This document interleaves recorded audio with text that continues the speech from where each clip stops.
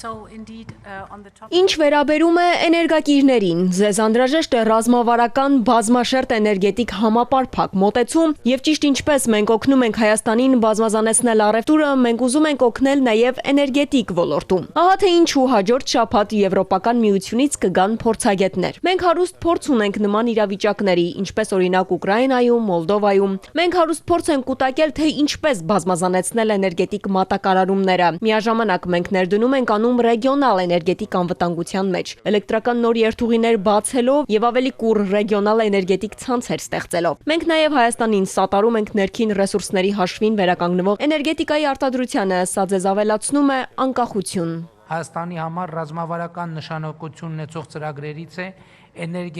էներգիայի կուտակման կայանների կառուցումը, որը նաև հնարավորություն կընձեռնի արդյունավետորեն կուտակել Հայաստանի վերականգնվող էներգետիկ ռեսուրսներից ստացվող էներգիան։ Գործընկերոջս հետ քննարկել ենք այս հարցում Եվրամիության աջակցության հաստատման եւ հատկացման հարցը։ Կարևորում եմ նաեւ էներգետիկ կապակցվածության ընդլայնումը,